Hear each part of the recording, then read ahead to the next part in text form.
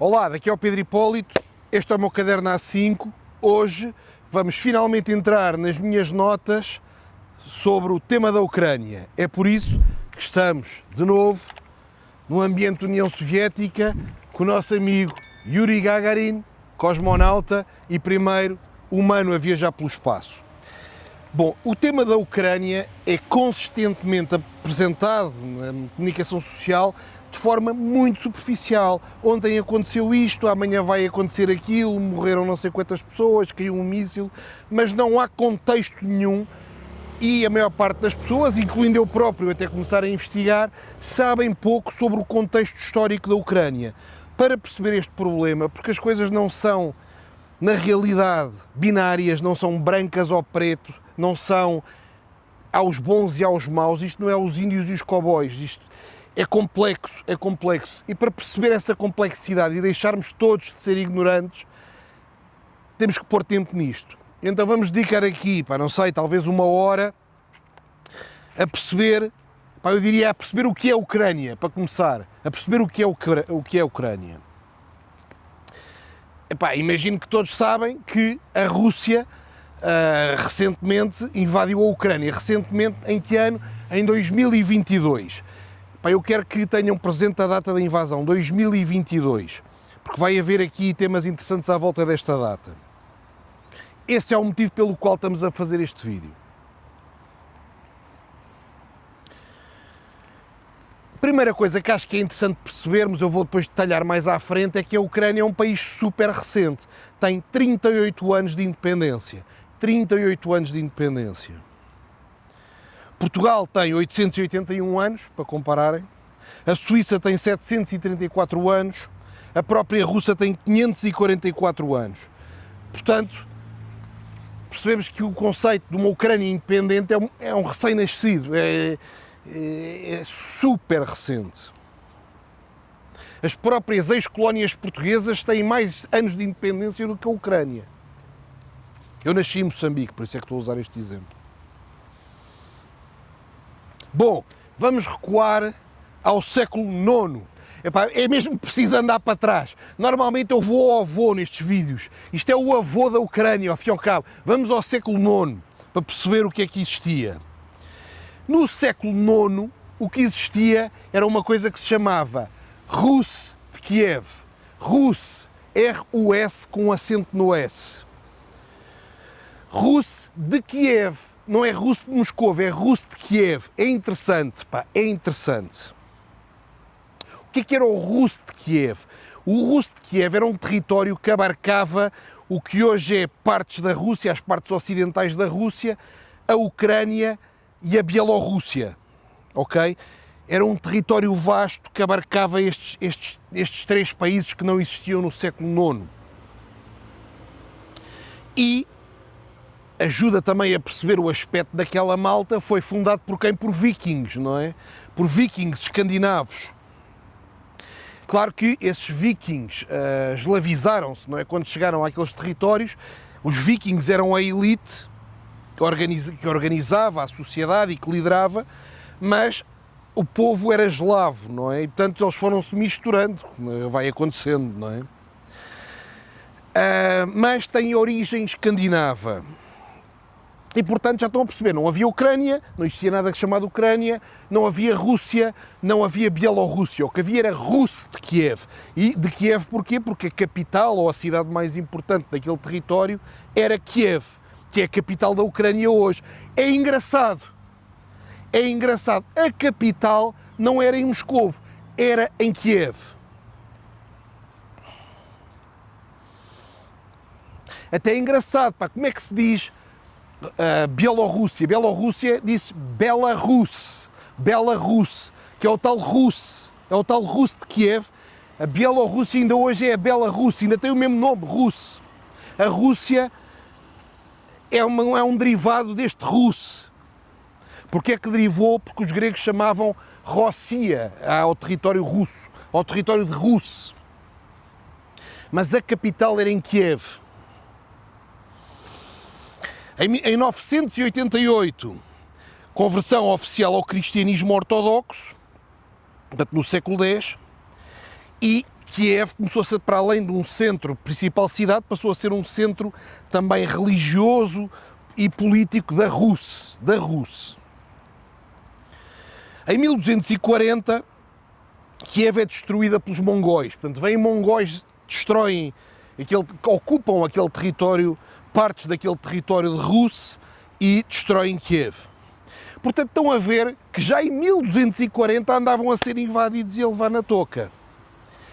Já levam algum treino, já vem de 1240.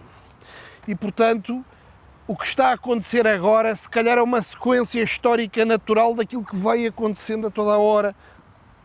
Epá, é verdade, os factos são os factos, os factos são os factos. É mais um episódio numa série de invasões que vamos ver. Mas vieram os mongóis e a Rus de Kiev, Kiev era a capital, foi destruída pelos mongóis em 1240. Ainda não existia Ucrânia. Portugal já tinha 100 anos. Portugal já tinha um século em 1240.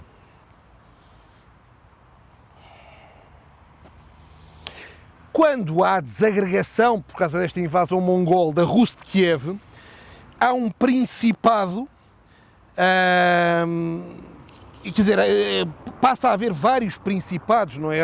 As várias cidades ganham alguma autonomia, não é? Porque deixam de estar tão dependentes de Kiev.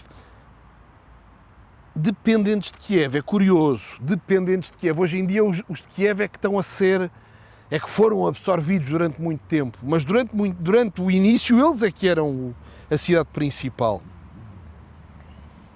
Pá, isto, se não perceberem isto, não sabem nada sobre a guerra da Ucrânia, só sabem as banalidades que dizem nas televisões. É verdade, e nas redes sociais, gajos que metem a bandeirinha da Ucrânia e que dizem banalidades, mas que nem sabem nenhum contexto histórico. Nós, daqui a uma hora, vamos saber. Um dos principados que se começa a destacar, e depois já no século XIV, é Moscóvia. Isto já começa a soar a qualquer coisa que nós conhecemos. Portanto, na desagregação da Rus de Kiev, aquilo ficou tudo pantanas, tudo separado, mas um principado começou-se a destacar. Moscóvia, também conhecido por Grão-Ducado de Moscovo. Isto já faz mais sentido. E o Grão-Ducado de Moscovo, enquanto aquilo colapsou tudo e cada um andava para o seu lado, o Grão-Ducado de Moscovo assumiu a identidade do Rus de Kiev. Disse, não, isto está tudo pantanas, os mongóis entraram por aqui adentro, ocuparam Kiev, desapareceu aquela identidade, mas nós mantemos a nossa, que era a mesma que já tínhamos, que era a identidade do Rus de Kiev. Então Moscovo passou a ser o centro dessa identidade. E isto também é importante para os dias de hoje, para nós percebermos que se nós não mantivermos a nossa identidade, somos uma Maria vai com todos. E tanto faz o que somos, se somos cristãos, se somos muçulmanos, se somos ocidentais, se somos orientais. Nós temos que saber o que somos, não é? Porque isso é que preserva uma nação e um povo. O tal principado, o Grão-Ducado de Moscóvia, percebeu isso. E percebeu, isto desagregou-se, mas nós não abandonamos a identidade do Rus. E mantiveram-se, apesar dos mongóis, apesar disso tudo, eles mantiveram a identidade. De Rus, depois evoluíram para chamarem-se Rússia.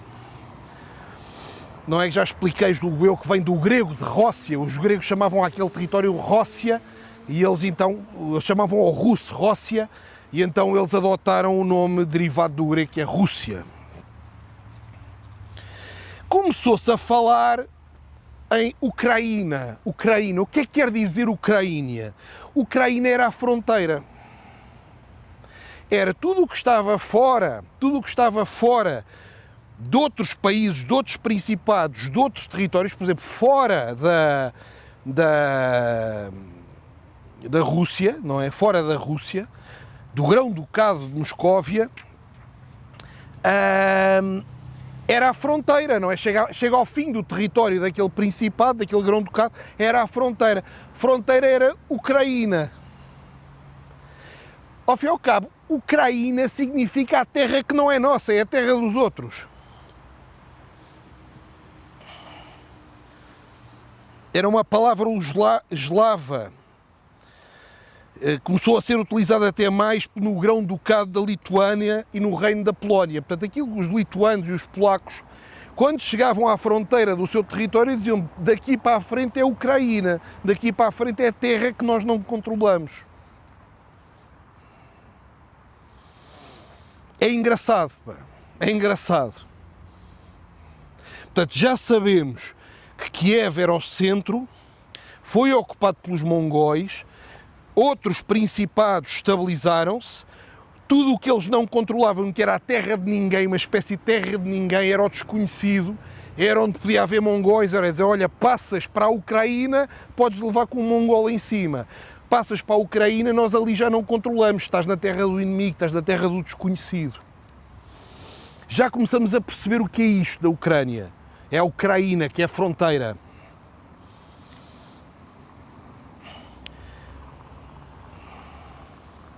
Entretanto, havia outros grão-ducados, não era só o de Moscóvia. Um que era importante era o da Lituânia, que ainda existe o país hoje, não é? Portanto, no século XIV, o grão-ducado da Lituânia ocupa grande parte do território da antiga Rússia, incluindo Kiev. Portanto, foram invadidos outra vez. Portanto, havia os mongóis, agora vieram os da Lituânia e disseram: epá, não, mongóis aqui na nossa Ucraína, na nossa fronteira é chato. Pá, porque ninguém quer o adversário na fronteira. Isto tem muito a ver com o que está a acontecer agora. Ninguém quer o adversário na fronteira. Os lituanos também não queriam. Tinham mongóis ali na Ucraína? Não. Então ocuparam até Kiev, ou seja, o ocidente da Ucrânia. O ocidente da Ucrânia. E já começamos, se calhar, a perceber que pouco a pouco ia havendo diferenças entre o ocidente da Ucrânia e o leste da Ucrânia. Já começava aqui, no século XIV. Portugal tinha 200 anos já. Ainda nem existia nenhum país chamado Ucrânia, Portugal já tinha 200 anos. Isto é só para dar uma comparação, não é? Portanto, o grão-ducado da Lituânia ocupa grande parte do território até Kiev, para pôr os mongóis mais longe. Ao fim e ao cabo, afastou a Ucraína, afastou a fronteira, afastou a fronteira da Lituânia. Para mongóis aqui ao lado não, vamos afastar. Nos dias de hoje há semelhanças com isto. Há semelhanças com isto. Se calhar só vamos conseguir ver na parte 2, mas epá, é mesmo importante absorverem este vídeo para depois perceberem os acontecimentos recentes, mas podem ir já fazer o que eu estou a fazer, é dizer, há aqui uma lógica comum. Portanto, eles voltaram a ser invadidos, levaram com mongóis, depois levaram com os lituanos em cima. Entretanto, em 1569, a Polónia e a Lituânia unem-se numa confederação. Enquanto os lituanos eram relativamente pacíficos, os polacos já não eram bem assim. Os polacos já não eram bem assim. E os polacos começaram a tomar conta daquela parte ocidental da Ucrânia. E começaram a polanizar, não é como Polen, mas quase que parece que é igual, começaram a polanizar o ocidente da Ucrânia. O que é que quer dizer polanizar o ocidente da Ucrânia? Era porem polacos em posições de destaque, em cargos de poder, e era também, os polacos são católicos, não é? São cristãos católicos. E então, a procurarem converter ao catolicismo o ocidente da Ucrânia. Eles antes eram cristãos ortodoxos como os russos, ok? Eles eram cristãos ortodoxos. Vimos o vídeo do Putin, parte 1, vimos o Putin a ser batizado, cristão ortodoxo. Os polacos eram cristãos católicos. Então começou a haver, para além de diferenças culturais Ocidente-Oriente, dentro do atual território da Ucrânia, que, volto a dizer, não existia nenhum país chamado Ucrânia, mas naqueles territórios que eles chamavam Ucraína, que eram os territórios de fronteira, começou a haver um Ocidente católico e um Oriente ortodoxo. Diferenças religiosas. E, naturalmente, conflitos fortes entre a nobreza polaca e os camponeses, nobreza polaca católica e os camponeses não posso chamar ucranianos, porque aquilo não havia Ucrânia nenhuma, mas os camponeses que viviam naqueles terrenos, que eram ortodoxos. Entretanto, a Crimeia, que se fala hoje, estava completamente separada, não tinha nada a ver com aquilo, era um território completamente separado, que nem sequer era chamado Ucraína, era já a Crimeia, era separado. Aliás, a Crimeia nem nunca fez parte da chamada Rus de Kiev. Portanto, o tal território com sede, com capital em Kiev, nunca controlou a Crimeia.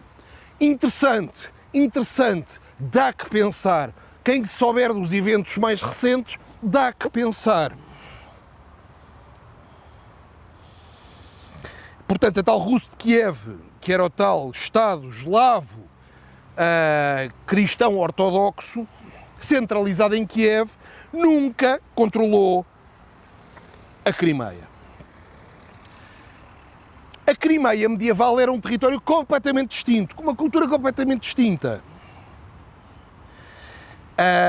Muito descendente dos gregos bizantinos, de turcos nómadas, não é turcos porque é povos túrquicos daquela região, mas para simplificar vamos dizer, a malta dali da Grécia, Turquia atual, mais nómadas, chegavam até lá. E que no século XV chegaram a formar o Kanato da Crimeia, que era um território semi-independente, que não tinha nada a ver não com ucraínas, não tinha nada a ver com isso. E era um Estado até muçulmano, vassalo do Império Otomano, portanto o Império Otomano, Turquia atual, ok? Que tinha a Crimeia e partes do sul da Ucrânia. Se começamos a perceber isto, que a Ucrânia já nesta altura era separada entre Ocidente e Oriente, que tinha no Ocidente a cultura polaca católica, no Oriente a cultura mais próxima do Grão-Ducado de Moscóvia e cristão ortodoxo, que a própria Crimeia estava separada disto tudo e até era mais muçulmana e controlava o sul da Ucrânia. Tudo o que está a acontecer hoje já faz mais sentido. Já se começa a perceber, porque a história é importante, por isso é que eu vou sempre aos avós, porque quando se vai aos avós percebe-se as pessoas, percebe-se os países. É por isso que há nações, porque há uma identidade que não é fabricada, não é um Dubai criado agora há 50 anos atrás, não é uma Disneylândia. A Europa tem história, nós temos história, por isso é que temos nações e não podemos abdicar dos nossos sentimentos nacionalistas, porque são isso que nos dá uma certa cola, percebe-se aqui. Então a própria Ucraína mais a Crimeia já tinham estas separações nesta altura.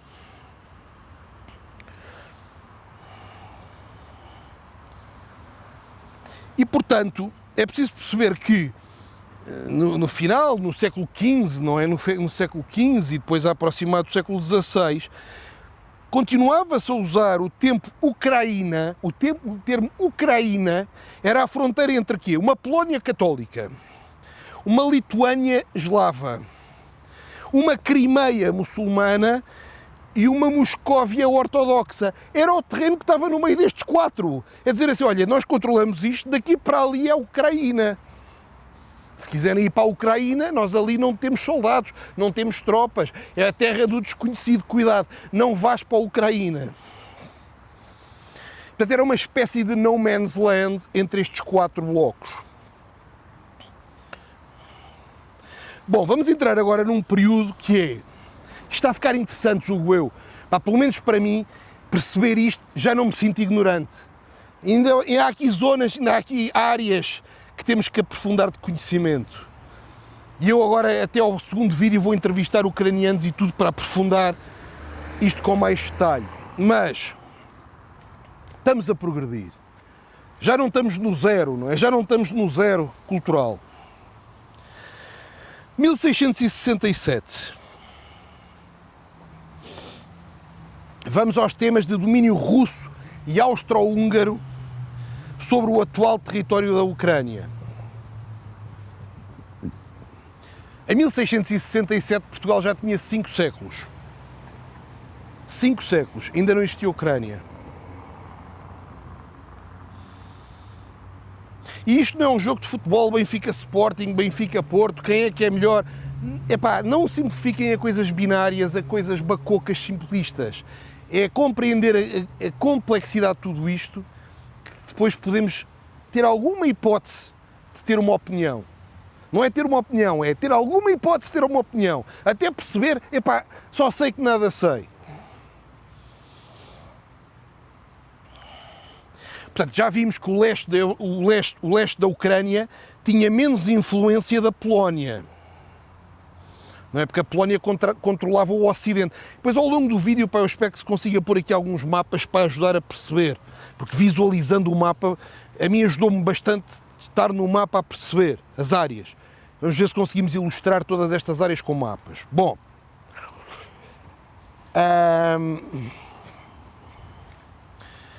Portanto, o leste da Ucrânia, vá lá, não estava tão controlada pela Polónia, porque a Polónia era o Ocidente. E o que acontece? Em 1648 há uma revolta, liderada por Bogdan Khmelnytsky, líder cosaco. Revolta contra quem? Contra os russos, contra a União Soviética. A União Soviética não existia, não é? Mas contra os russos? Não, contra a Polónia. A Polónia é que era o inimigo, o Ocidente é que era o inimigo, o Ocidente é que era o invasor. O Ocidente é que era o invasor.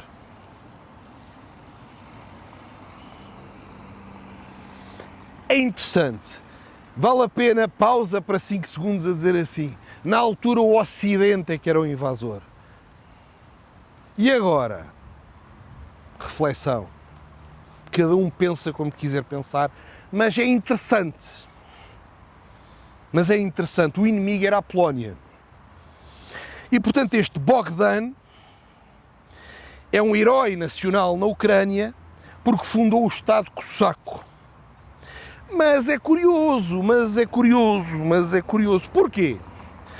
Porque ele revoltou-se contra os polacos. Se ele se revoltou contra os polacos, que aliados é que ele podia ter? Moscóvia. Certo? Então ele teve que ir buscar apoio ao Grão-Ducado de Moscóvia, a Moscovo, para ajudar a combater o Ocidente, a ajudar a combater os polacos. Então, os aliados eram Moscovo, o inimigo era Polónia no Ocidente. Interessante, curioso. Ainda hoje em Kiev,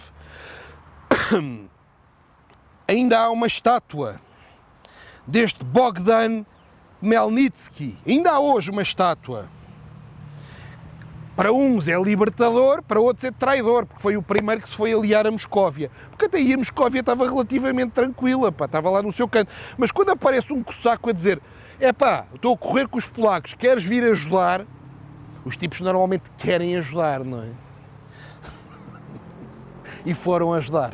E, portanto, ele visto também como um traidor que trouxe os tipos de Moscovo para dentro da Ucraína.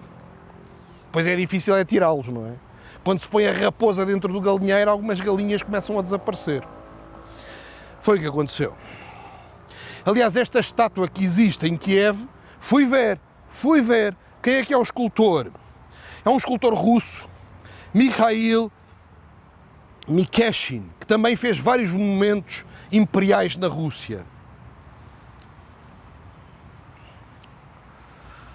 Foi uma estátua inaugurada em 1888, pelos czares, ok? Império Russo, 1888. Mais à frente, não é? Mas pronto, estes cossacos que estavam a combater o Ocidente, que era o opressor, que era o invasor, que os queria forçar a serem católicos, eles que nunca foram, não é? O Ocidente é que os queria forçar a ser o que eles não são. O Ocidente é que os queria forçar a ser aquilo que eles não são. Será que hoje é diferente? Ponto de interrogação. Muitos vão achar que não. Mas pode haver paralelismos. Pontualmente, quase nada é binário.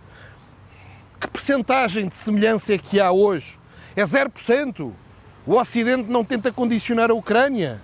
É 1%, é 5%, é 10%. Qual é a percentagem que o Ocidente tenta condicionar a Ucrânia? Os que pensam binário vão dizer que é 0. Mas na vida quase nada é binário. E para mim, não estou a dizer que isto é verdade, mas para mim, um sinal e uma evidência de saúde mental é perceber que as coisas não são binárias. Quase nada é binário, quase nada é binário. Tem graus, são espectros. Pronto, naquela altura o adversário era o Ocidente. Hoje, se calhar, parcialmente, para não dizermos que é 0, há alguma tentativa do Ocidente também de condicionar a Ucrânia. É giro perceber a história e depois fazer paralelismos com o que há hoje. É giro. Se disserem que é 100%, não é. Se disserem que é 0%, também vos vou dizer que não é, porque nada é binário. Nada é binário. Portanto, em 1654, os cossacos pediram ajuda, ajudem-nos, estamos em combate com um inimigo poderoso que é a Polónia. E foram assinar um tratado com o czar de Moscóvia para os pôr sob proteção russa. Engraçado, os russos é que os foram salvar. A partir de 1772, a comunidade polaco-lituana é completamente destruída. Interessante. Normalmente a Rússia sofre perdas gigantes, mas nunca perde. Vejam na Primeira Guerra Mundial, vejam na Segunda Guerra Mundial, vejam neste caso, nunca perde. Será que há lições para hoje em dia? Talvez. Mas há padrões, não é? Há padrões. Portanto, eles pediram ajuda à Rússia e a comunidade polaco-lituana foi completamente destruída.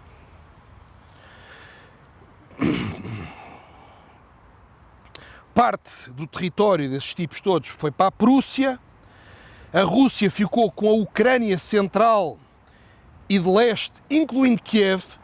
Pela primeira vez Kiev entrou dentro do domínio russo. Mas os russos não foram os invasores, os russos foram socorrer os cossacos. Claro que depois socorrem sempre mais um bocado, já na Segunda Guerra Mundial, depois já agora vamos pôr a mão e vamos ocupar. Mas eles começam por combater o adversário. Normalmente atacam quando são provocados, mas depois cedem-se. O Império Austro-Húngaro fica com o ocidente da Ucrânia. Interessante. Portanto, os polacos foram destruídos, foram dizimados, foram corridos dali para fora, a Rússia expandiu até Kiev, mas não ocupou o Ocidente. O Ocidente ficou debaixo do controle do Império Austro-Húngaro. Então, as diferenças que haviam na Ucraína Ocidental versus a Ucraína Oriental continuaram a haver ainda mais. Porque a cultura austro-húngara era muito mais aberta do que a cultura de Moscóvia, que era muito mais fechada e repressiva. Então a diferença entre o leste e o ocidente da Ucrânia atual, quer dizer, que não existia esse país chamado Ucrânia, expandiu-se, alargou. Essa diferença alargou. Ainda hoje existe. Ainda hoje existe. Onde é que está a haver combates hoje em dia? É no leste da Ucrânia. O que é que foi ocupado em 2014 foi a Crimeia. O que está a ser invadido e está a ser ocupado é aquilo que já era diferente. Será a construção de uma Ucrânia, incluindo este leste e este ocidente, algo artificial? Ponto de interrogação. Há diferenças substanciais, entretanto com o sol a bater-me, está a ficar calor. Há diferenças substanciais entre as duas partes da Ucrânia, até Kiev e depois o leste. Interessante. Portanto, estamos no ponto em que estão divididos metade austro-húngaro, portanto mais próximo da Áustria e da Hungria, outra parte russa, Moscovo. No vídeo, pá, nunca sei o leste e o ocidente, eu faço assim, pá, mas isso depois se calhar fica ao contrário no vídeo. Não sei. Isto é como se eu estivesse a olhar para o mapa, ao meu gesto. Não sei depois se no vídeo se fica invertido, pá, nunca sei isso, nunca me lembro.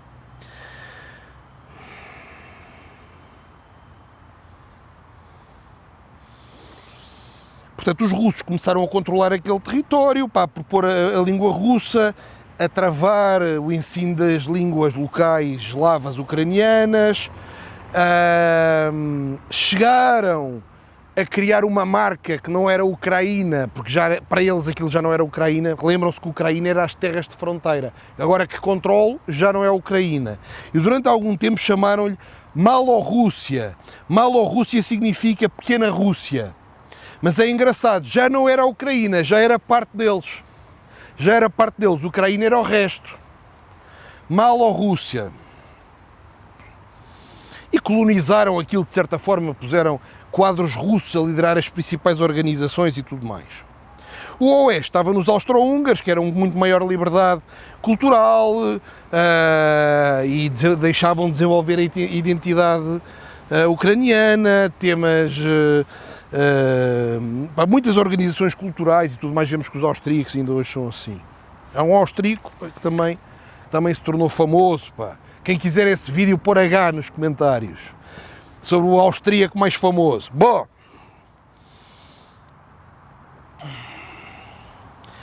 já estão a perceber, separação clara entre Ocidente e Oriente que se mantém ainda hoje.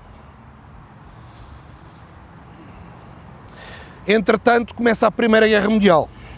Foi uma guerra que durou entre 1914 e 1918 e que vai conduzir à queda dos impérios, não é? O Império Russo, dos czares. Isto também dá um bom vídeo, pá. Isto também é um bom bife do lombo, pá. Isto também é um bom bife do lombo. O tema dos czares e a Revolução Bolchevique. Isto qualquer dia é um canal russo, pá. É estranho, pá. Mas também é que tem bons bifes do lombo, pá. Isto também é uma boa carne para grelhar. Também é uma boa carne para grelhar, pá. Portanto, aqui a comunidade de carnívoros, pá. Isto também é interessante, pá. Comunidade de carnívoros, pá. Revolução Bolchevique, os czares, pá. Tudo aquilo também é interessante, pá. Não vai ser já, mas lembrem-me, pá, porque isto é um tema interessante. Não vai ser já porque eu não quero encher isto só de temas de Rússia, não é? Mas é que tem histórias giras, pá. Tem histórias giras. Bom, os czares são dominados com a Revolução Bolchevique. O Império Austro-Húngaro é dissolvido em 1918 e surgem vários países soltos, a Áustria, a Hungria, a Checoslováquia, a Jugoslávia, a Polónia. O Império Alemão também cai e dá lugar a uns tipos simpáticos chamados República Weimar. Quem quiser o vídeo pode pôr H nos comentários. Não é preciso mais letra nenhuma, que eu já sei o que é que querem. Isto é um bom vídeo, pá. Não sei se estamos preparados psicologicamente para fazer esse vídeo. Tem que ser tudo um bocado em linguagem de código, pá. É um bife comido numa cave secreta, pá. Um bocado... Se calhar é um vídeo em privado que só alguns é que recebem o link, pá. O vídeo do H, pá, é para a comunidade fechada. Para não bloquearem o canal, pá. Bom... E o próprio Império Otomano, os turcos, também desmoronaram com a Primeira Guerra Mundial. Epá, para quem não sabe, a Primeira Guerra Mundial há dois blocos, não é? Isto tem que haver sempre dois blocos. Qual é um bloco? O bloco derrotado, que é o Império Austro-Húngaro, a Alemanha mais a Bulgária, o Império Otomano. Portanto, os austro-húngaros, Alemanha e Bulgária, e os turcos, Império Otomano. Contra quem? A França, Reino Unido, Rússia e Estados Unidos. Hello! A Rússia estava de que lado? A Rússia estava de que lado? Epá, parece que costuma estar do lado dos bons, pá. Pelo menos ajudou. Na Primeira Guerra Mundial estava do nosso lado. Na Segunda Guerra Mundial estava de que lado? Estava do nosso lado. Engraçado, pá. Engraçado. Será que é mesmo o bicho-papão, pá? Será que é mesmo o bicho-papão? Será que temos que ter esta ideia que são os inimigos e que vão destruir tudo e que nos vão matar e que nos vão conquistar? Ou é alguém a tentar pôr-nos medo? Ou é alguém a tentar pôr-nos medo para justificar mais negócios de armas, mais perturbações, mais orçamentos para serviços secretos. Não sei, porque eu não sei, mas todos podemos pensar sobre isto. Epá, na Primeira Guerra Mundial estavam do nosso lado. A Ucrânia, quando estava invadida pela Polónia, foi pedir ajuda a quem? Foi à Rússia. A Rússia na Primeira Guerra Mundial estava do nosso lado, na Segunda Guerra também estava. Epá, será que é mesmo o bicho-papão? Ou estão-nos a enfiar areia nos olhos? Para não sermos totós, temos que considerar todas as possibilidades, incluindo o estarem a tentar enganar-nos. Os básicos são facilmente enganados. Nós não queremos ser os básicos. Claro que na Segunda Guerra Mundial a Alemanha perdeu na primeira, e o que aconteceu, por isso é que há o vídeo do H em potência, quando perderam, deram-lhes condições duríssimas, não é? Perderam territórios, redução do exército, indemnizações gigantes que tiveram que pagar ao outro lado vencedor, deram-lhes a culpa exclusiva, cá está os temas binários. Quando numa discussão um lado perde e o outro lado está sempre a dizer a culpa é tua porque fizeste não sei o que, a culpa é dos dois. Quando põe a culpa exclusiva num lado, esse lado vai querer continuar a discussão. E foi o que aconteceu. Portanto, humilhação profunda desnecessária. Eles já tinham perdido.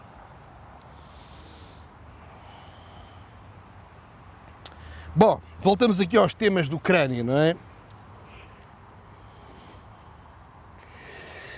Quando o czar caiu, portanto, nós vimos que mesmo na Rússia, isto tem aqui algumas coisas engraçadas. Pá. Porque eu estou a falar da Segunda Guerra Mundial, agora já vão ver eu a recuperar aqui o tema Ucrânia, não se percam. Mas precisavam deste contexto para agora perceber isto. Quando é que foi a Revolução Bolchevique? Foi em 1917, foi em plena Primeira Guerra Mundial. A Primeira Guerra Mundial acabou em 1918. Quando se deu a Revolução Bolchevique, os czares foram derrotados e houve um momento de grande perturbação na Rússia, não é? Quem é que aproveitou essa perturbação na Rússia para se tornar independente? Os nossos amigos ucranianos. E digo amigos com sinceridade, não é? Aproveitaram a fragilidade russa da Revolução Bolchevique para se tornarem independentes. Portanto, após a queda do czar, apareceu uma coisa que era a Rada Central Ucraniana. Rada em ucraniano significa conselho ou assembleia. Portanto, era uma espécie de conselho central ucraniano. Rada Central Ucraniana, que foi um parlamento revolucionário criado em Kiev, que proclamou primeiro a autonomia e depois a independência. E, portanto, este é o primeiro momento de independência da Ucrânia.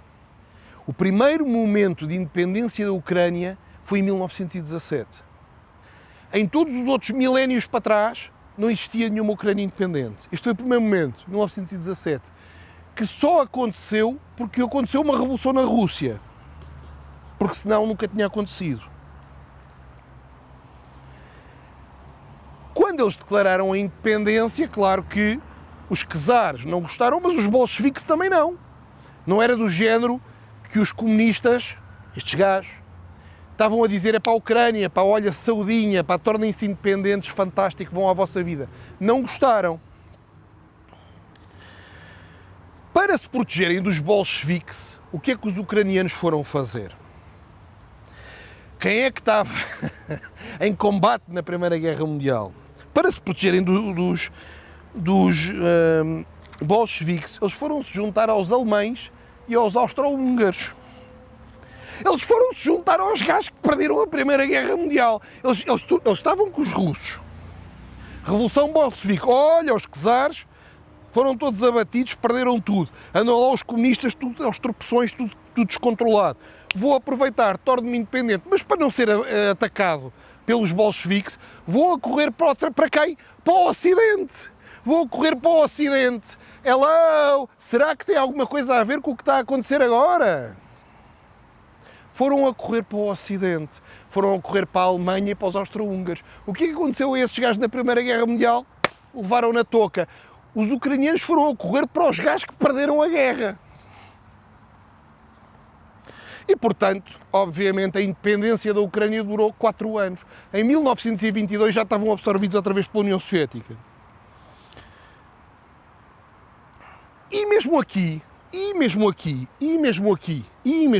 é interessante perceber que ainda eram fronteiras limitadas ao centro e ao leste da atual Ucrânia.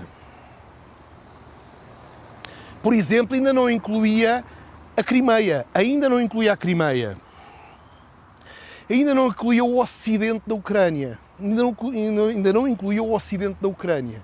Isto é sempre distrativo porque eu estou a falar e passam pessoas aqui mesmo à minha frente, para 3 metros. Dá-me sempre a sensação, pá, da figura de maluco, pá. Não era assim um tipo desta região, pá, para participar, pá. Bom, mas portanto, estamos a perceber, eles aproveitaram a Revolução Bolchevique, tornaram-se independentes e correram para as mãos dos gajos que perderam a Primeira Guerra Mundial. Resultado, foram invadidos outra vez e a independência da Ucrânia durou 4 anos. 1917 até 2021, a 1921-22. Entretanto, a Europa continuava em dinâmica, a República Weimar e o tipo do bigodinho que começa por H, quem quiser põe nos comentários H, esse vídeo, pá, não sei se não vai ser em comunidade fechada, pá. Só para os gajos que já deixaram comentários. Este aqui tem que ser entregue em mão, em pendrives, pá. Bom, esse é um bife de lombo, pá, comido, pá, numa cave à luz das velas, pá. Todos com capuchos. Bom, quem quiser estar na comunidade, pá, da cave às luzes das velas, bife do lombo grelhado, pá. Todos com nomes falsos, pá. Bom, escreva H nos comentários. Entretanto, houve o Pacto Molotov-Ribbentrop. Foi um tratado assinado entre os nossos amigos do H, a Alemanha nazi e a União Soviética em 1939. E era um pacto de não agressão. Assim parece porreiro, é um pacto de não agressão. Olha que bom, pá, isso é interessante. É pela paz. A partir do momento que as duas partes prometem que não se agridem, invadiram a Polónia. Porque ambos podiam invadir a Polónia sem se agredirem uns aos outros. Às vezes, quando os dois lados são fortes e há risco de contra-atacarem-se, estabiliza. Por exemplo, a Guerra Fria. Rússia forte, União Soviética forte, Estados Unidos forte. Como são fortes e de armas nucleares, não se atacam uns aos outros. Aqui, a partir do momento que eles assinaram os dois blocos um pacto de não agressão, a Polónia foi invadida. 1939 começou a Segunda Guerra Mundial. E ambos os países invadiram a Polónia.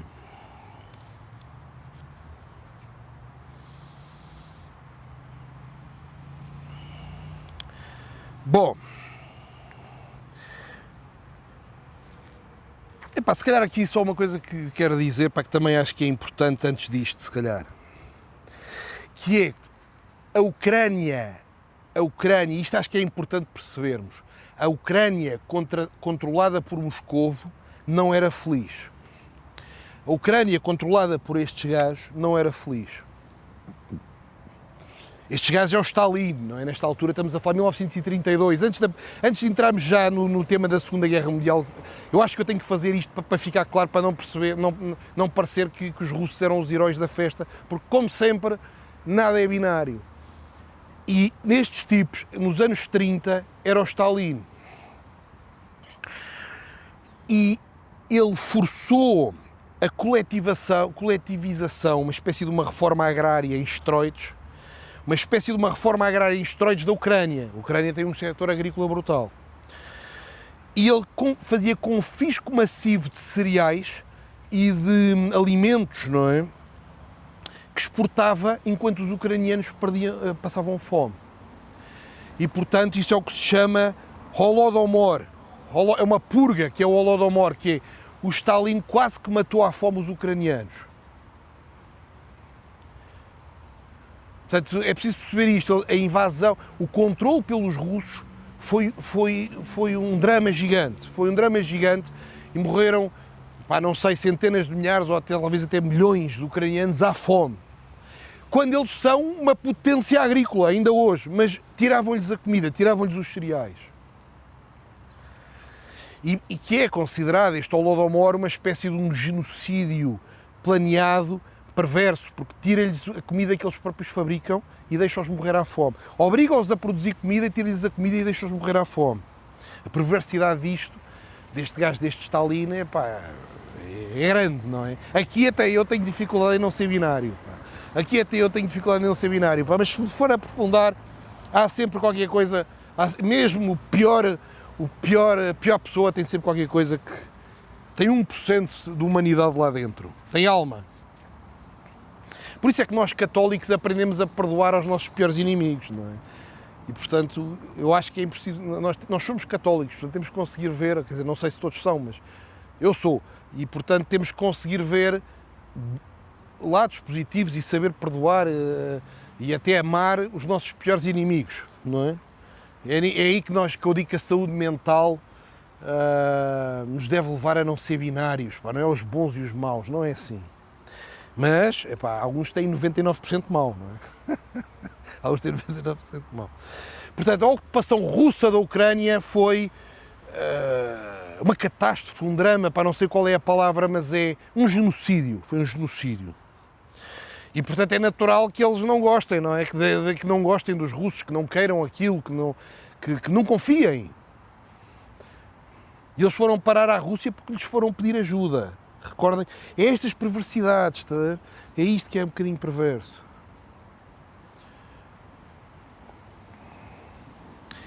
Também, percebendo o lado russo, eles eram parte da União Soviética, tornaram-se independentes sozinhos, meteram-se na mão dos alemães e do austro-húngaro. Quando voltaram, não iam ser tratados com carinho. Eles é que pediram a independência. Isto é complexo, percebem o que eu estou a dizer? Isto é dos vídeos mais complexos. Ninguém pode ter uma opinião binária sobre isto, que é preciso perceber. Antes deste genocídio, eles faziam parte da Rússia. Aproveitaram a Revolução Bolchevique para saltar fora. Meteram-se na mão dos alemães na Primeira Guerra Mundial. Levaram na touca, meteram-se na mão dos que perderam a guerra. Voltaram de carrinho. Quando voltaram de carrinho, levaram com o Holodomor, que é agora não tens comida. Porque a Rússia é isto, quer dizer, traições não ficam esquecidas. Ainda hei de estudar para se os cristãos ortodoxos têm diferenças, quais são as diferenças de valores face aos cristãos católicos como nós. Porque parece que aqui o perdão não encaixa.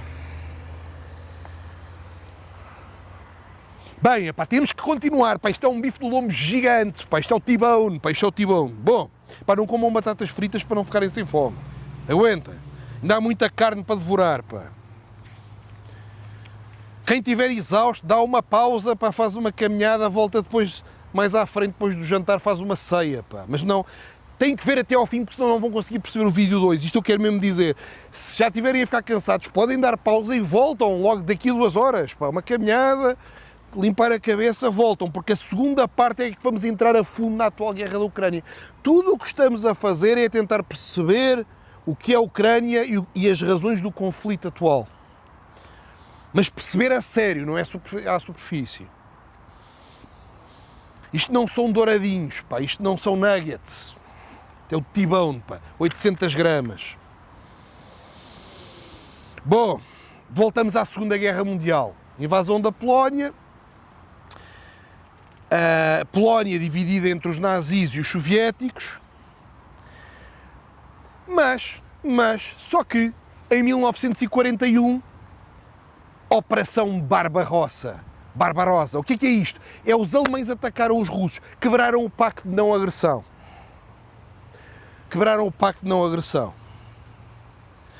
Mas, mais uma vez, os russos é que foram atacados. Dá que pensar. Os gajos estão lá sossegados. Agora, depois vão pedir-lhes que eles perdoem, que esqueçam, que olhem para o lado, que virem a face. Não é fácil com aqueles gajos, não é? Mas eles estavam sossegados. Até tinham o pacto de não agressão. Será que tem alguma coisa a ver com o que está a acontecer agora? Ou não? Será? Para reflexão. O segundo vídeo vai obrigar a que vocês vejam o primeiro vídeo, umas 2 vezes, Até eu tenho que ver umas 2 vezes para conseguir entrar no 2. Isto é complexo. Operação Barbarossa. Eles tinham o tratado de não agressão, foi quebrado, foram atacados. Pelo nosso amigo do H. Amigo não, para ser claro. Mas é um personagem, não é um cromo, amigo no sentido que é um cromo. Pá, isto quase já começa a aparecer uma coleção de cromos, pá. Temos qualquer dia sai a caderneta com as capas dos vídeos para colecionar, pá. Ou mando fazer numa gráfica para entregar aos tipos que têm mais comentários, pá, recebem o pacote com as capas bem impressas, pá, quase com uma vitrine e tudo, pá. Isto é giro, pá. Isto é giro, pá. Estou a ter ideias boas. Bom, portanto, a Alemanha ataca a Rússia e a Ucrânia torna-se uma das frentes de batalha mais violentas. O que é que acontece? Os ucranianos tinham sido espezinhados pelos nossos amigos Stalin, não é? O Holodomor, a fome, o genocídio. Quando viram os nazis a entrarem, pensaram o quê? Vamos ser salvos. E então facilitaram, não totalmente, mas em grande parte, o ocidente da Ucrânia, os tais que eram mais católicos, facilitaram, ou pelo menos não resistiram à entrada dos russos, dos nazis, porque pensaram que eram os salvadores. Mas não pensaram bem, não é?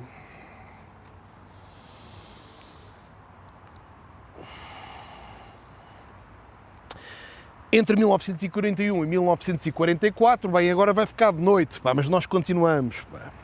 Ainda falta, pá, isto é mesmo o T-Bone, pá. Isto é o T-Bone 800 gramas, pá. Bom, mas com a vossa ajuda, pá, até comemos vários T-Bones. Comunidade dos carnívoros, pá. Comunidade dos carnívoros. Isto é giro, pá. Qualquer dia há o jantar dos carnívoros. Qualquer dia há o jantar dos carnívoros. Bom, vamos embora. Isto é só para a malta que vê os vídeos até ao fim, pá. E são convidados pelos gajos que comentam, que são os únicos que eu sei o nome. Os outros não consigo convidar. Bom, vamos embora. Quem achar engraçado o jantar dos carnívoros, pá, pode ir deixando comentários. Jantar dos carnívoros. Qualquer dia fazemos isto. Pode ser giro. Pode ser giro. Bom, eu convido, claro. Entre 1941 e 1944 foram ocupados pelos alemães. Mas, mais uma vez, parece que o Ocidente é que é o inimigo. Estão a perceber? Eles facilitaram a entrada dos nazis e depois foram dominados por aqueles gajos. Matanças dos judeus sem perder de vista. Todo o processo normal dos nazis ocorreu ali. 5 a 7 milhões de ucranianos morreram, devastação total de cidades e agricultura. Claro que a devastação total também tem a ver quando o Exército Vermelho recuperou o território. É interessante perceber que até agora a Ucrânia não tinha as fronteiras que tem hoje. É interessante perceber. Até 1944-45, fim da Segunda Guerra Mundial, a Ucrânia não tinha as fronteiras que tem hoje. Porquê? Porque a Rússia só controlava até Kiev, a parte leste, não é? Mas agora é como sempre. Ai, preciso de voltar. Olha, o telefone está a falar. Epa. Ai, vou ter que voltar. Já agora vou um bocado mais longe. E o já agora pôs a Ucrânia que nós conhecemos com as fronteiras atual, exceto a Crimeia. Mesmo em 1945 ainda não tinham a Crimeia. Portanto, já conseguem perceber que as elites russas de hoje em dia olham aquilo com olhos diferentes. Olham aquilo com olhos diferentes. Eles é que construíram aquele território com aquela... Não existe uma Ucrânia natural, não é? Portugal agora tem quase 900 anos, não é? Com fronteiras estáveis, é o nosso espaço natural de estar aqui. Aquela Ucrânia é um bocado fabricada agora, é um bocado artificial. Não é natural, é um bocado artificial. Como tudo, não é binário, que percentagem de artificial decidam vocês, a vossa opinião é tão boa como a minha. Uns vão dizer é 0 artificial, outros vão dizer é 100% artificial. Mas a malta que tiver mais ou menos entre o 20% e 80% é que está certa. Normalmente, não é? Normalmente. Tem alguma coisa de artificial, temos que admitir. Bom.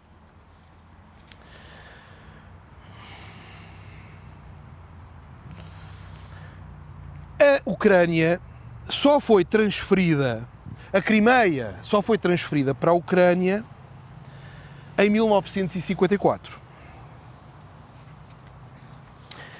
Espera lá, mas 1954, isto faz-me lembrar aqui uma data que eu há bocado referi. Qual foi a data? Revolução dos Cossacos. Ah, pois é, a Revolução dos Cossacos foi em 1654. Hello, 1654, 1954, mas bate exatamente nos 300 anos. Eu já vos disse no vídeo, acho que foi no Putin 2, que a cultura do Putin e a cultura do Estado russo liga muito a datas. Eu um dia posso fazer um mini vídeo ou uma live, porque não dá para fazer um vídeo destes bife do lombo, isto é um chouriço, isto é um chouriço assado, não é? Mas pode haver o bife do lombo e há o chouriço assado também é porreiro, mas é para estar com os amigos com um copo de vinho e com um pãozinho para ali caseiro. O chouriço assado também é interessante, que é o quê? Há uma sistematização de datas incrível, que me espanta que ninguém fale nisto. Mas reparem, a revolução dos cossacos que nós tínhamos visto foi em 1654. A integração da Ucrânia, da Crimeia na Ucrânia, foi em 1954. Bate exatamente em 300 anos. Pronto, quando bateu em 300 anos, o Nikita Khrushchev transferiu a Ucrânia da Rússia para a Crimeia da Rússia para a Ucrânia. Já me estou cansado, nem sei há quanto tempo estamos aqui. Bom, mas foi um presente. A Crimeia não tem nada a ver com a Ucrânia. Foi oferecida de presente. Não tinha nada a ver nem em termos religiosos, nem em termos históricos, nem nada. Foi oferecida em 1954 pela simples razão que passaram 300 anos da Revolução dos Cossacos. Foram os russos que ofereceram. Aquilo não tem nada a ver com a Ucrânia, ok? Encaixa ali por uma fitinha. Dá que pensar. Ajuda a perceber. Qualquer que vocês saiam daqui ajuda a perceber. Se já estão a ficar confusos, é um excelente sinal. É um excelente sinal. Estão a sair do bacoco simplista que acha que sabe tudo. Eu, quando estou a começar a ficar confuso com muita informação, é um excelente sinal. É sinal que estou a começar a progredir. Estou a começar a perceber a complexidade, que não é a complexidade do comentadeiro que diz 3 frases feitas, lidas num bloco qualquer, que não tem nada de adesão a nada. A Crimeia foi oferecida à Ucrânia pelo Nikita Khrushchev em 1954, que é exatamente 300 anos depois do 1654, que foi a Revolução do Cossaco, que pela primeira vez pediu ajuda à Moscóvia, ao Grão-Ducado de Moscóvia, para o proteger dos polacos. Ok? Já estamos a começar a ficar menos ignorantes. Já estamos a ficar menos ignorantes. Até parece que sai um peso de cima. Bom.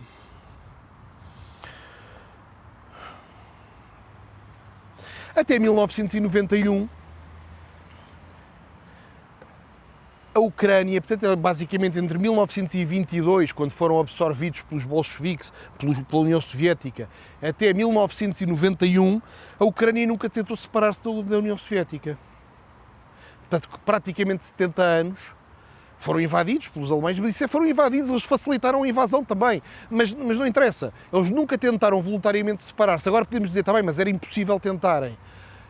Certo, podia ser impossível, mas também nunca tinham sido independentes, portanto, esquece.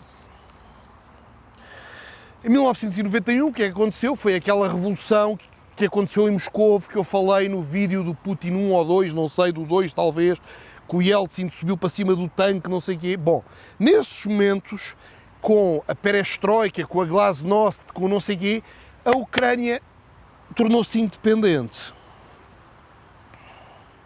Começou a haver manifestações massivas na Ucrânia, a pedir independência, e em 1990 o Parlamento declara soberania. Era uma espécie de uma região autónoma, não ficou completamente independente, mas depois logo em 1991, após o golpe fracassado em Moscovo, é proclamada a independência da Ucrânia.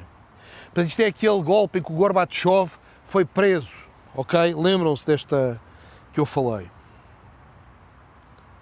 Aliás, eu nem sei se o Gorbachev não estava na Crimeia. Não sei, porque já não me lembro. Mas, aliás, quer dizer, agora não sei se não vamos ficar aqui meia hora comigo à procura disto. Mas tenho aqui as notas. E isto pode haver aqui uma coisa gira. Bem, também não é muito importante onde é que ele estava, não é? Tenho para aqui... Pá, isto é maravilhoso, pá.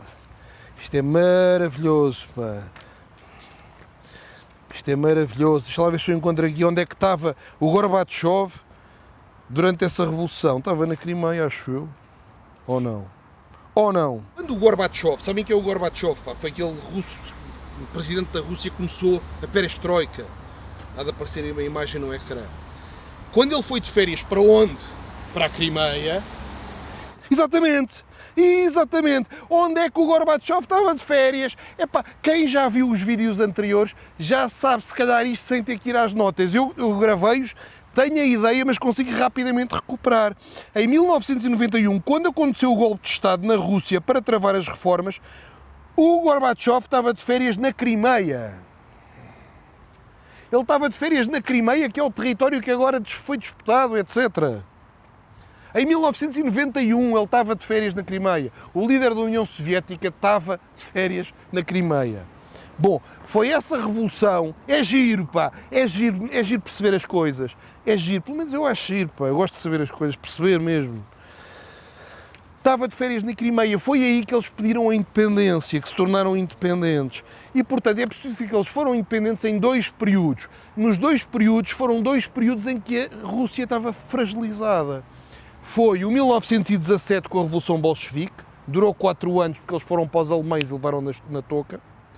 E foi em 1991 com o colapso da União Soviética. Só quando a Rússia colapsa é que a Ucrânia se torna independente. 4 anos na primeira fase, 34 anos na segunda fase. A Ucrânia, as duas fases somadas, têm 38 anos de independência. Tem menos do que Moçambique e Angola. Parece que já estamos a perceber alguma coisa. Nessa altura foram feitos referendos e houve uma votação massiva, expressiva do povo ucraniano pela independência. 84% dos eleitores foram votar, que é logo uma coisa interessante. A abstenção foi muito baixa. 84% dos eleitores ucranianos foram votar. E 90% dos que votaram escolheram a independência. E, portanto, isto dá uma legitimidade muito grande à Ucrânia independente. Mas é preciso que os outros aceitem a legitimidade de um processo eleitoral feito quando eles estavam no mais fraco possível. É preciso que para um russo eles cá sentem ser traiçoados. É dizer assim, epá, há a Revolução Bolchevique, vocês basam. Quando eu estou fraco, vocês basam. Há a queda da União Soviética, vocês basam. Do ponto de vista de uma aliança ou de alguém que vive em conjunto, é quando eu estou fraco, vais-te embora. Dá que pensar, pá, é sempre bom. Um bom exercício é, ok, já percebi um lado, queria ficar independente, houve eleições, houve um referendo. E o outro lado, ponham-se na cabeça do outro lado. Pá, vocês saíram 2 vezes, foi quando eu estive fraco. Foram-se embora. Quando eu estava mais fragilizado, vocês foram-se embora. Imaginem que era um casal, não é mal comparado. Quando eu estou fraco, é que tu vais embora. Epá, isso é complicado. E ainda por cima, da primeira vez, foram-se embora para se juntar a outro tipo que depois levou na touca e agora voltam. Epá, cuidado. Portanto, há aqui algumas considerações engraçadas. Pá, estamos a chegar ao fim deste primeiro bife do lombo e chegamos ao fim com uma Ucrânia que se tornou independente no momento em que a União Soviética colapsava, do golpe de Estado, do Gorbachev preso na Crimeia. O Gorbachev estava na Crimeia, é preciso perceber isto. Aquilo era completamente território soviético. Estava de férias na Crimeia quando foi o golpe de Estado. Estas coisas têm que ser absorvidas para perceberem bem o que eu quero dizer com isto.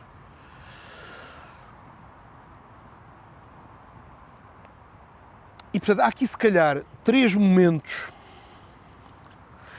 que eu agora, para fechar, isto é um bife do lombo, pá, gigantesco, tenho que ir fazer uma caminhada. Pá. Em 1648 foi o primeiro, se calhar, episódio destes que eu quero destacar. Em 1648, lembram-se, os cossacos revoltaram-se contra o Ocidente. Os polacos é que eram os inimigos. Os cossacos revoltaram-se contra o Ocidente, pediram ajuda a Moscovo. Primeira coisa. Ocidente e inimigo pediram ajuda a Moscovo. Claro que meteram a raposa no galinheiro, foram absorvidos por Moscovo. Primeiro episódio. Na Primeira Guerra Mundial, foram para o Ocidente outra vez. Mas o Ocidente perdeu a guerra, a Alemanha perdeu a guerra, foram outra vez ocupados pelos russos. Na Segunda Guerra Mundial, a Ucrânia Ocidental até facilitou a entrada dos nazis. Não lhes correu bem, foram outra vez absorvidos. Parece que consistentemente, quando vão para o Ocidente, alguma coisa corre mal. Foram para a Polónia, correu mal, foram para a Primeira Guerra Mundial, foram para o Ocidente, correu mal, foram para a Segunda Guerra Mundial, foram para o Ocidente, correu mal. Será que, parte 2, em aberto, agora estavam a ir para a NATO, correu mal outra vez? Vamos ter que descobrir na parte 2, ainda tenho dezenas de horas de investigação para conseguir fazer uma parte 2, muitas noitadas, mas fica aqui mais um mega bife do lombo, pá, isto é um tibão gigante para a nossa comunidade carnívora, pá. Epá, e acho que agora não há hipótese, o próximo vídeo tem que ser a parte 2 deste. Porque não é possível meter outro tema, esquecer isto tudo e depois irmos outra... O próximo vídeo tem que ser a segunda parte deste. Mas também seguiram aqui umas ideias engraçadas, pá, da comunidade dos carnívoros, de haver alguns vídeos, pá, que são em petit comité, pá, petit comité. Há uns que nem sequer são gravados, pá, são falados. Levo as notas, todos à volta da mesa com bife do lombo e falamos. Também é giro, também é giro, também é giro. Está feito. Epá, falem nisto aos amigos, se gostaram, falem aos amigos, convidem malta interessante, pá. Eu não preciso ter milhares de views, não quero saber disso. Quero é uma comunidade interessante. Quero uma comunidade interessante, de gente interessada, que tem mesmo interesse. Vocês sabem quem são os vossos amigos, são gajos espertos, interessados, com cultura, que gostam de conversar. Tragam esses, é o que nos interessa. Juntem-se aos comentários. Epá, isto é um tema que eu percebo que pode ser polémico, pode haver visões diferentes. Tentem ficar pelos factos. Quem tiver mais informação ou queira fazer perguntas ou sugestões, junte essas perguntas e sugestões nos comentários. Vai haver um vídeo 2, depois posso também atacar isso, para percebermos em profundidade este tema da Ucrânia. O próximo vídeo tem que ser Ucrânia parte 2, não vejo outra hipótese. Um abraço, até para a semana.